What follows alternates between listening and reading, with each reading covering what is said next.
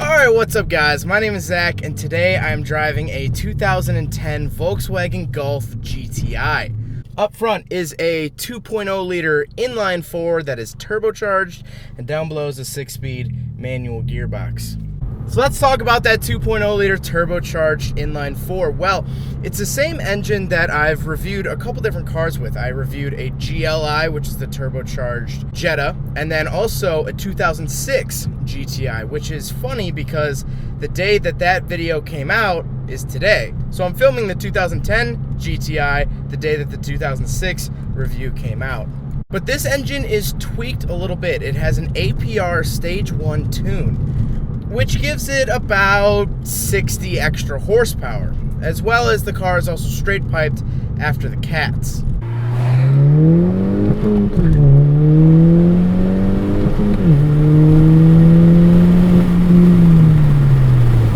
That is an impressive tune. That is impressive.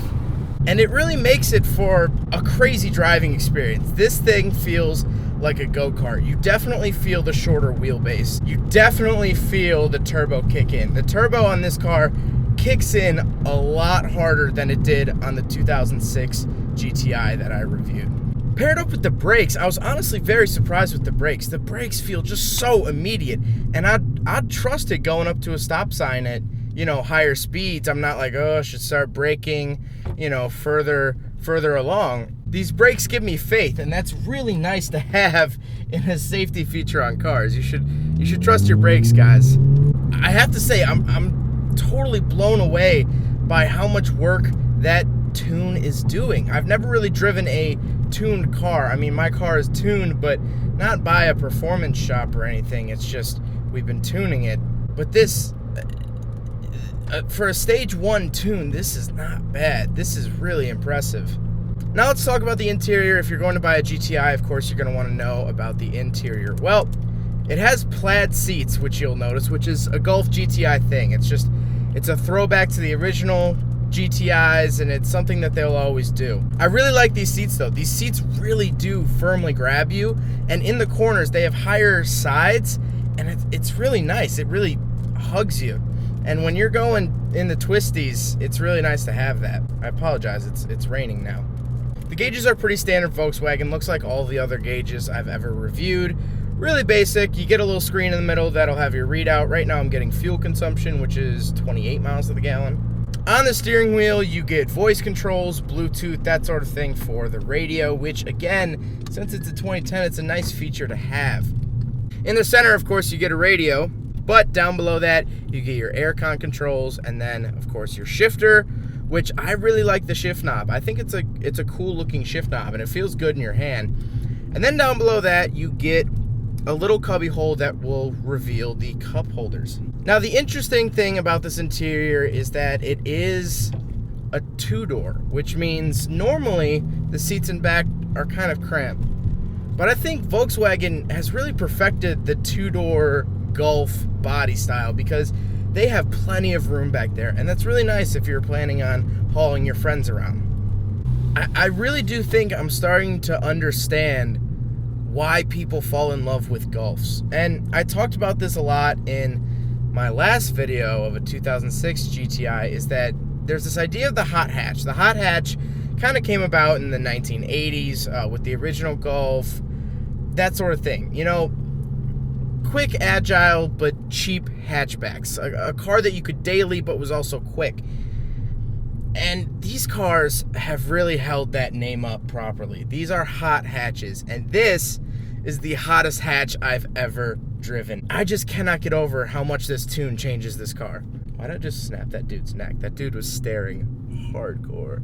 I mean, this is a very quick, surprisingly quick hatchback. I could totally see dailying one of these. You know what this feels like to me? This feels like what the Focus ST should have felt like. What I assumed the Focus ST was going to feel like. Because honestly, the Focus ST was a lot harder to drive than I thought it would be. Granted, it's not hard to drive, but the clutch was heavier, the shifter was a little bit up in a weird spot. Just little things like that, but this car feels like what I thought the ST would be. I just assumed that the ST would be the perfect hatchback, the perfect mix of, yes, front-wheel drive, but turbocharged 4-cylinder, perfect all-around everyday car. But the only thing the Focus really beats with this is that it has 4 doors and a bigger hatch. Yes, it has more room, but other than that, for actual driving, I prefer a GTI, and that's saying a lot. I also talked about in the 2006 GTI's review that I wish it had a manual transmission. The 06 GTI is quick, but I felt like I could just do more with a manual transmission. And now, actually driving one, I know my assumption was correct. It feels so much more alive. Thank you, Ryan, for not only letting me review this car, but letting me realize why people love these cars so much and why people tune these cars. Because this is only a stage 1 tune, and I'm having a great time. This is so different. It feels so much more alive. I can't get over it. And I can only imagine taking this on a commute or a road trip even. I know that these are comfortable cars. We road tripped my friend's GTI right after I reviewed it, actually. I know that these are comfortable cars. And now having this much power at my disposal, it just feels so much better. I'd have to say the critical flaw is something unavoidable with the GTI, though. I have to say its critical flaw is that it only has 2 doors. That if it were a 4-door, the 4-door GTI might be the perfect car. Well, not the perfect car, but close. I gotta stop filming these when it's so hot out.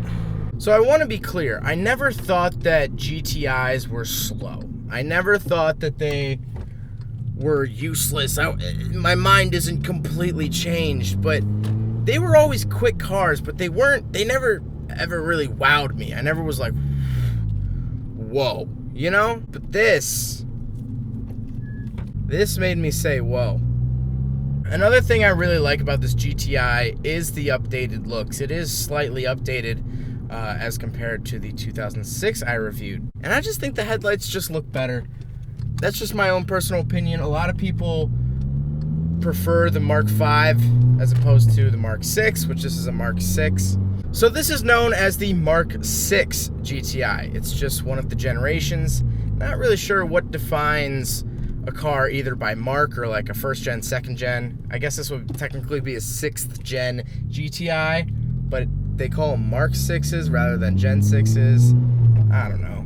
But they stuck with that same 2.0 liter turbocharged engine. And I think Volkswagen really has a good formula at this point, which is small displacement, turbocharged, small car. I think that's a winning recipe right there. All right, we'll just do 2nd gear.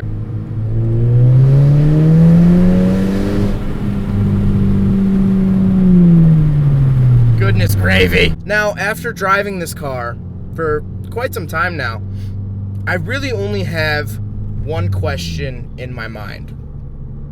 How can I get one of these in my driveway?